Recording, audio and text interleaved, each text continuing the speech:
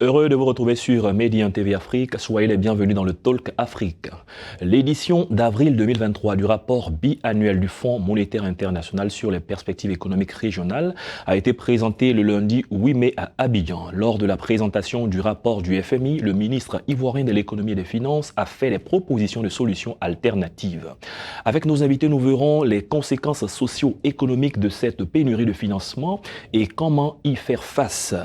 Émile Bella Kokou est avec nous. Bienvenue sur notre plateau. Merci de m'avoir, c'est toujours un plaisir. Vous êtes consultant en développement international. Au cours de cette émission, nous allons ensemble voir quelques solutions, analyser également les solutions qui étaient proposées par le ministre des Finances. Bienvenue sur notre plateau encore. Merci beaucoup.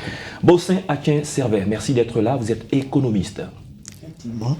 Entrons tout de suite dans le vif de notre sujet. Parlons des types de financement auxquels ont droit les pays d'Afrique subsaharienne, les pays d'Afrique. Par rapport au FMI, Émile Bella Kokou. Peut-être parler, non pas uniquement des pays d'Afrique subsaharienne, mais de parler de manière générale des pays en développement ou en transition. Ces pays-là donc peuvent bénéficier de plusieurs types de financement, aussi bien de la banque, sinon du FMI que des autres institutions de développement. Ces financements peuvent se faire à travers donc des prêts, à travers des dons et aussi sous forme de contributions de nature à pouvoir donc accompagner les économies donc de ces pays. Et la plupart du temps, ce qui se fait, c'est que ces marchés, sinon ces pays expriment donc le besoin auprès donc de FMI, comme par exemple ça a été le cas pour le Ghana, donc dans sa situation de défaut de paiement qui a été exprimé récemment, et le pays donc a eu besoin donc de pouvoir avoir un accompagnement donc des institutions de financement, et ça permet donc à un pays comme tel de pouvoir donc faire face aux difficultés de financement. D'accord. Quand on parle de dette, souvent les personnes qui ne sont pas initiées voient d'un mauvais œil qu'un pays contracte des dettes, et parfois on dit tel pays est au seuil minimum de sa dette. Et on prend comme exemple parfois les États-Unis pour dire que les États-Unis sont le pays le plus endetté au monde. Monsieur Bossin Akin-Servet, vous qui êtes économiste, comment comprendre la dette? Est-ce que c'est une mauvaise chose pour un pays? Comment l'aborder? Alors il faut comprendre la dette de deux manières. Lorsque la dette est utilisée de façon efficiente, c'est une bonne chose, mais ça dépend. Certains gouvernements utilisent mal la dette, mais en tant qu'un pays endetté, il faut savoir qu'on ne prête qu'aux riches. Donc il serait bien sûr que la population puisse être éclairée sur cette lanterne. C'est pas important de s'endetter, c'est pas nécessaire de s'endetter, mais il va falloir que cette dette-là soit bien gérée. D'accord. Quand on va s'endetter, sur quelle base on nous donne certains montants et un plan précis pour pouvoir rembourser? La plupart du temps, sur quoi on s'appuie pour pouvoir rassurer le prêteur? Point particulier, quand vous allez vous contracter une dette auprès d'une banque, il y a des garanties que vous donnez. À défaut de cette garantie-là, donc on vous estime ne pas être donc en mesure de pouvoir bénéficier de cette dette. C'est exactement la même chose pour les pays. Quand un pays veut contracter une dette auprès donc des entités donc de financement international, il y a un ensemble de conditions qui sont donc à remplir. Et il y a entre autres, par exemple la capacité de ce pays-là à pouvoir faire face donc au remboursement de cette dette-là. Et ce qui se fait, c'est que dans le cas des pays, il y a les notations des agences de notation donc, attribuent donc en quelque sorte des points à ces pays-là. Donc ces notations-là permettent de pouvoir en quelque sorte mesurer la capacité financière ou bien encore économique de ce pays-là à pouvoir rembourser cette dette-là. Et ce qui fait que dans le cas des pays d'Afrique subsaharienne, qui explique pourquoi est-ce qu'il y a cette pénurie de financement, c'est dû notamment au fait que les notations qui ont été faites par ces agences de notation ont en quelque sorte défavorisé les pays d'Afrique subsaharienne. Évidemment, c'est la raison parce que c'est sur la base d'un certain nombre de facteurs que ces notations ont été faites. Mais ces notations n'ont pas nécessairement favorisé ces pays-là. Et donc, on s'est rendu compte qu'au fur et à mesure, il y a une décroissance donc ou encore une faiblesse de l'accès de ces pays au marché donc, international, au marché de financement, au marché des capitaux, bien évidemment. Donc, ça permet, ça réduit la capacité donc, de ces pays de pouvoir accéder au financement. Il y a aussi la capacité du pays de pouvoir à reformer sa dette intérieure, de pouvoir aussi en quelque sorte mobiliser ses ressources intérieures. Donc si vous n'êtes pas en mesure de pouvoir, en tout cas, répondre à toutes ces attentes-là, ces conditions qui ont été bien évidemment mises en place, vous n'êtes pas en mesure donc de pouvoir bénéficier de cette dette-là. Et c'est ce qui explique pourquoi certains pays sont plus ou moins susceptibles de pouvoir accéder à des financements et d'autres pas, évidemment. D'accord, revenons sur cette question de pénurie de la dette pour les pays d'Afrique subsaharienne. Qu'est-ce qui explique cette situation de façon concrète et quel est l'impact sur les différents pays d'Afrique subsaharienne? Alors, il faut dire que plusieurs facteurs expliquent cette pénurie. Il y a eu un resserrement mondial au niveau de la dette elle-même et puis il y a eu aussi la crise en Ukraine. Maintenant, il faut dire que les prêteurs ont des priorités. Voilà, les prêteurs ont des priorités, par exemple... Pour le citoyen lambda, il se dit la crise en Ukraine. Quel est l'impact direct? Comment il comprend ça? J'explique tranquillement. Alors, la crise en Ukraine, parce que quand je dis que les prêteurs ont des priorités, vous savez, lorsqu'il y a une guerre, il faudrait qu'il y ait des aides. Je prends le cas de la famine qu'il y a dans la corne de l'Afrique. Alors, ils ont un besoin de financement, mais alors qu'on voit entre les deux crises, qu'est-ce qui est plus urgent? Et puis, il faut savoir aussi que les pays africains se prennent beaucoup de... Je prends l'exemple du blé, prennent beaucoup de blé à l'extérieur, en Ukraine et en Russie. Mais c'est vrai, on accuse la crise en Ukraine, mais il faut dire aussi qu'il y a c'est pas une crise qui date de maintenant. Il y a eu le reconfinement chinois aussi, qui a créé cette crise. Et il y a eu l'augmentation de la population mondiale, surtout en Inde et en Chine, qui a créé cette crise aussi. Alors, il faut dire que les pays africains, ce qui serait bien séant, c'est que ces pays africains comptent sur leurs ressources propres. Parce qu'en comptant sur l'extérieur, il va s'adonner qu'eux, ils ont des priorités. Ils ont des priorités qu'il faut régler là-bas. Et en cas de crise, on ne peut pas prêter à celui... Il faut d'abord, il y a un facteur qu'il faut voir, il y a la bonne gouvernance qu'il faut voir, il y a Je prends le cas de l'Afrique du Sud, par exemple, qui est un pays, parce qu'il y a des pays qui sont non pétroliers. Et ces pays non pétroliers qui devaient avoir une bonne croissance, malheureusement, il y a des pays plus puissants, comme l'Afrique du Sud, économiquement, qui tirent cette croissance moyenne vers le bas. Et ça joue énormément sur les pays d'Afrique subsaharienne. D'accord, très bien. Peut-être pour ajouter à cela, ce qu'il faut aussi, qui explique un certain nombre de facteurs qui expliquent donc cette pénurie de financement, c'est aussi dû au fait qu'il a parlé tout à l'heure de la crise en Ukraine.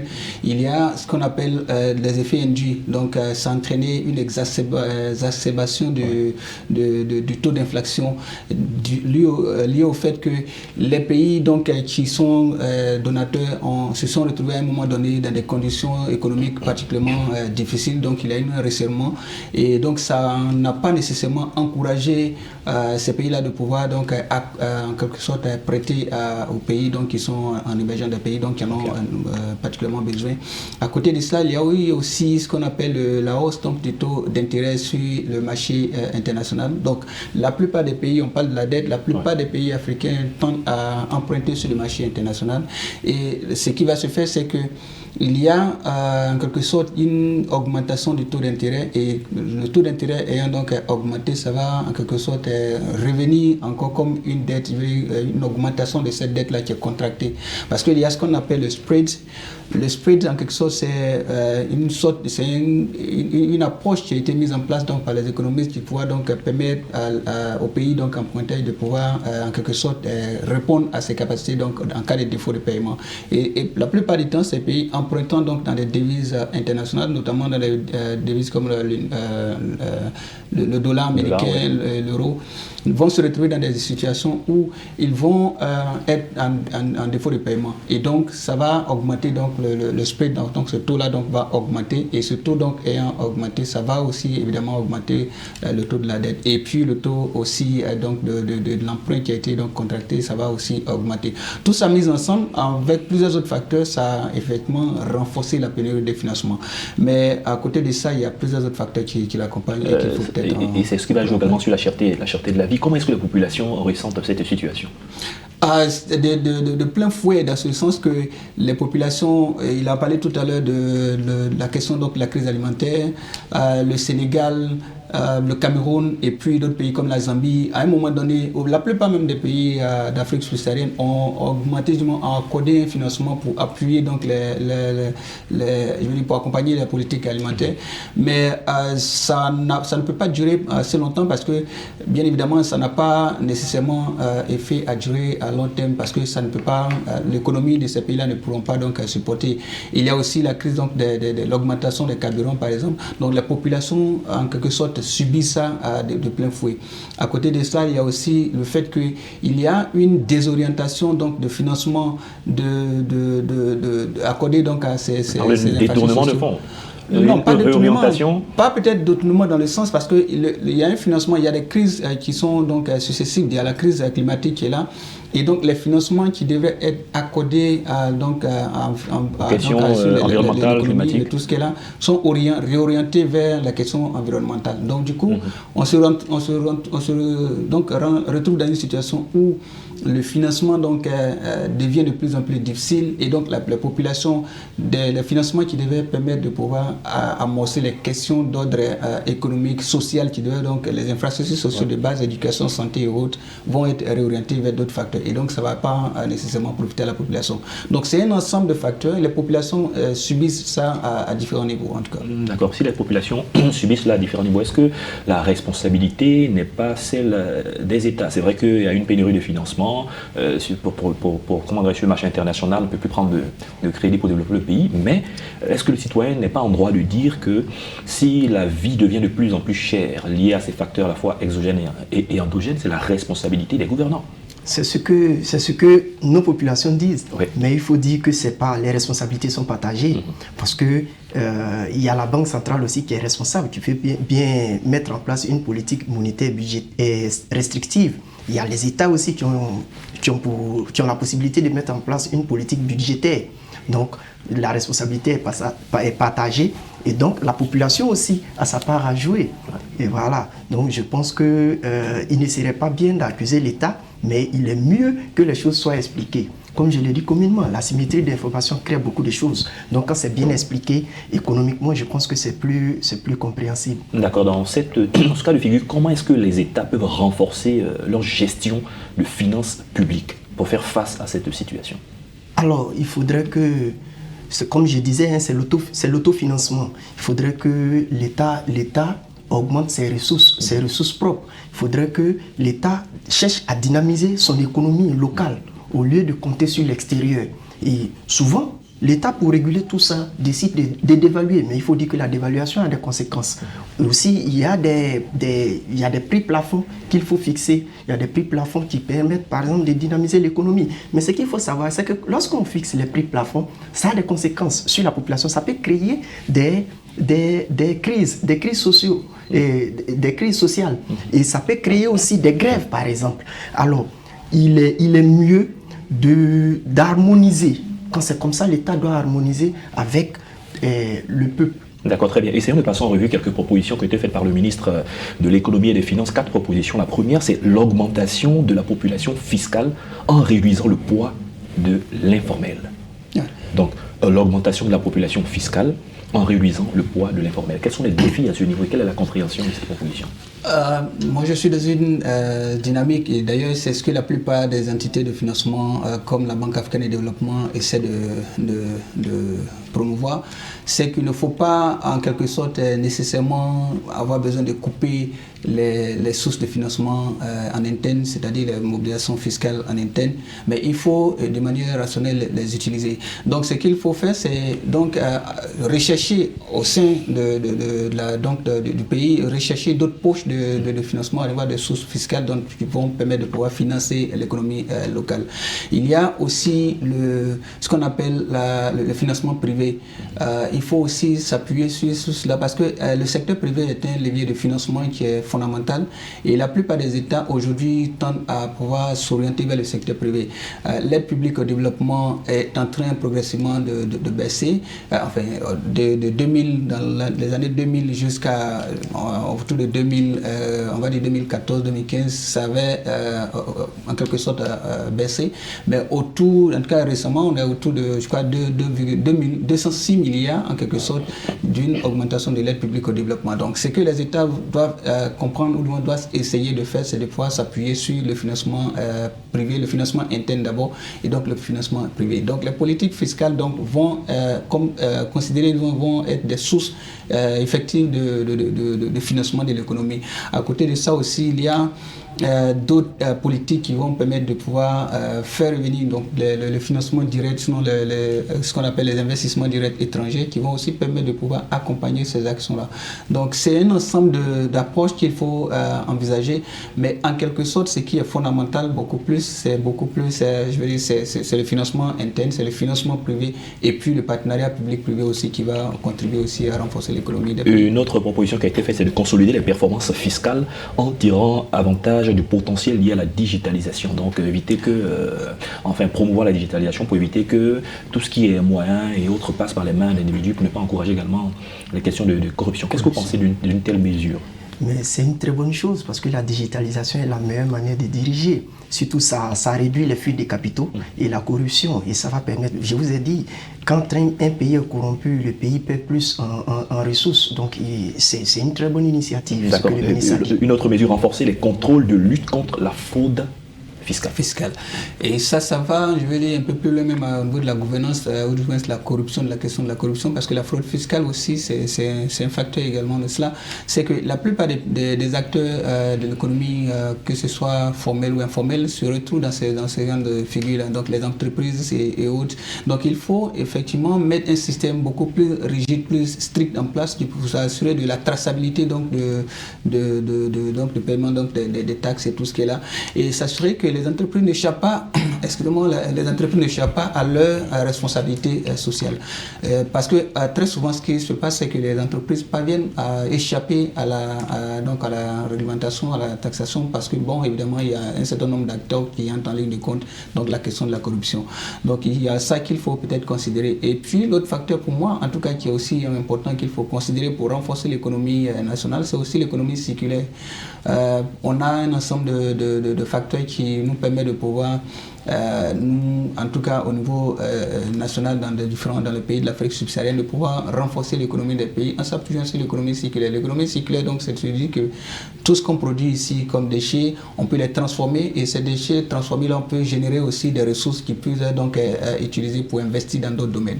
Et donc ça peut être un facteur essentiel. Et puis l'économie numérique, on en a parlé, qui est aussi fondamentale. En dehors de cela, un pays côtier comme la Côte d'Ivoire, donc, qui a aussi un large accès sur l'océan. Donc l'économie bleue va aussi permettre à un pays comme la Côte d'Ivoire de pouvoir aussi renforcer son économie. Donc on a obligatoirement besoin de nous appuyer sur ces ressources-là, et puis renforcer le cadre réglementaire, le cadre légal qui entoure donc l'économie pour pouvoir mieux bénéficier de ces ressources. D'accord. Quand vous analysez les rapports du FMI et puis observez la gestion financière des différents États, quelle est la capacité de ces États-là à mobiliser de ressources propres? Parce que là aussi, c'est un enseignement qu'il faut retenir. Plusieurs pays, certainement avec d'autres options, mobiliser les capitaux peut-être extérieurs pour les investir, pour pouvoir l'investir au plan national. Et finalement, on est obligé donc de restructurer nos budgets, de revoir notre capacité de mobilisation de ressources sur lesquelles désormais on pourra compter. Alors, avant de revenir à cela, je vais parler de la fraude fiscale. Vous savez que concernant la fraude fiscale, il ne faudrait pas que le taux d'impôt soit élevé. Parce que quand trop d'impôt tue l'impôt, donc les gens vont se détourner du marché, il y aura naissance d'un marché noir. Voilà. Donc il faut dire que l'État a des ressources propres qu'on peut mobiliser. Bon, d'abord, il faut d'abord dynamiser tous les secteurs. L'expert a parlé tout à l'heure de l'économie bleue. Il y a l'économie bleue, il y a l'économie verte et autres. Et ce sont des économies qu'il faut dynamiser. Et aussi, il faut autonomiser les femmes. Voilà, il faut autonomiser les femmes, les jeunes. Il faut les former. Il faut encourager par exemple les retraités à former les jeunes la classe montante, de telle sorte qu'on puisse pérenniser ces ressources. Voilà. D'accord, parlons un peu du secteur informel. La plupart du temps, le secteur informel, on ne le maîtrise pas, quand bien même on connaît de façon générale son apport dans l'économie. Dans l'une des propositions qui a été faite, c'est que le secteur informel soit assez structuré, qu'il y ait levé d'impôts pour qu'on puisse revoir tous ces différents aspects. Quand on sait comment désormais, avec beaucoup de facilité, les entreprises sont créées, mais est-ce que ces entreprises-là durent dans le temps? On a aussi le ministère de l'Emploi des Jeunes qui se bat et qui fait beaucoup à partir de cette année dédiée, donc année de la jeunesse. Comment donc faire en sorte que le secteur informel puisse jouer pleinement sa part de responsabilité en passant du secteur informel désormais à un secteur beaucoup plus formel? Ouais, très bien. Vous avez posé la question sur la capacité donc des États à mobiliser les ressources. Et ça va, tout ça dans ce cadre-là, dans ce sens que les pays de l'Afrique subsaharienne n'ont pas nécessairement autant de compétences à pouvoir, donc, on a parlé donc de la digitalisation, donc pour pouvoir donc suivre tout ce qu'il y a comme traces en termes d'impôts, en termes de taxes, donc qui pourront donc leur permettre de pouvoir mobiliser suffisamment de ressources. Donc, les pays souriants renforcent davantage leur système donc, de digitalisation donc, des services financiers. Et donc, c'est déjà un pas important. Il y a la question aussi de la gouvernance donc, des ressources financières, donc, qui est aussi un pas important. Mais pour répondre particulièrement à la question sur donc, le secteur informel, ça c'est, j'ai envie de dire, commun ou presque à la plupart des pays dont on parle de l'Afrique subsaharienne, dans ce sens que la plupart de ces économies sont d'ordre informel. Quand vous prenez un pays comme le Burkina Faso, le Mali, vous prenez un pays comme la Guinée, la plupart, si ce n'est pas peut-être 70 ou 80% donc de l'économie est pratiquement informelle. Est-ce que c'est une force ou une faiblesse?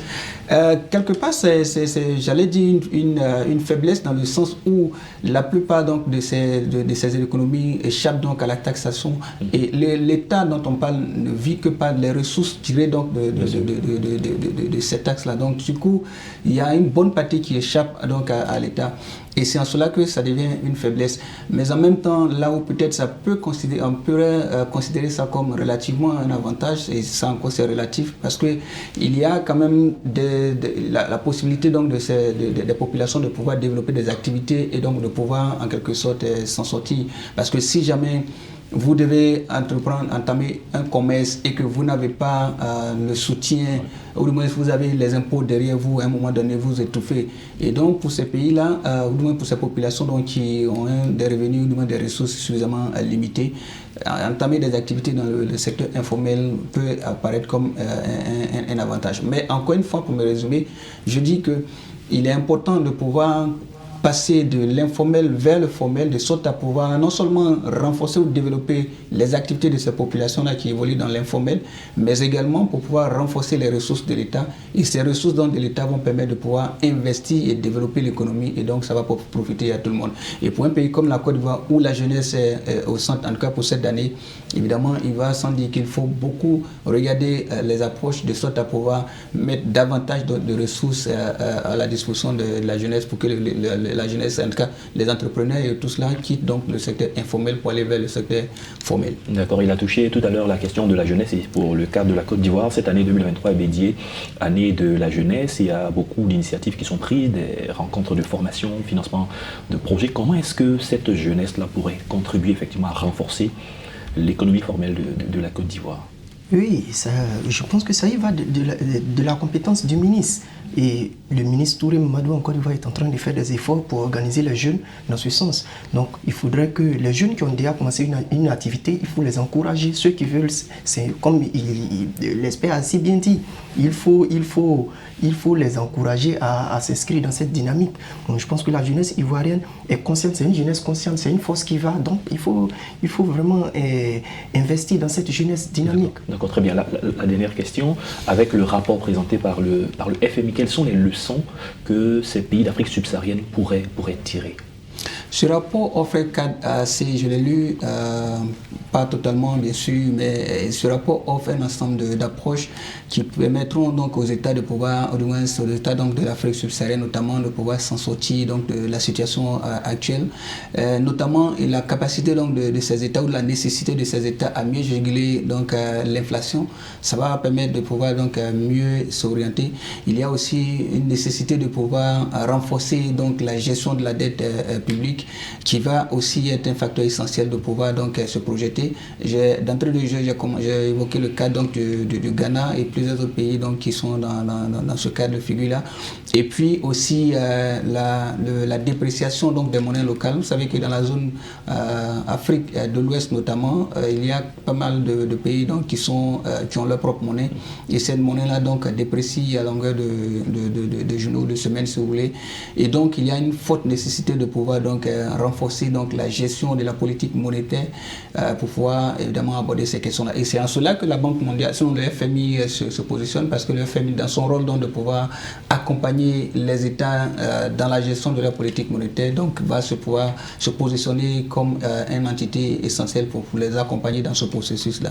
Et pour terminer, c'est qu'il serait nécessaire de le faire pour que les États parviennent donc à pouvoir aborder cette situation. Je l'ai dit et je réinsiste dessus, c'est la nécessité de pouvoir renforcer la mobilisation des ressources privées pour pouvoir mettre à la disposition du financement de l'économie. Et plutôt que de pouvoir se tourner vers l'aide extérieure, qui n'est pas nécessairement mauvais, mais il faut avoir une bonne approche dans la gestion. Merci Émile Bella Kouakou. Je rappelle que vous êtes consultant en développement international. Merci pour vos différentes analyses sur cette question. C'est moi qui vous remercie de m'avoir et c'est toujours un plaisir.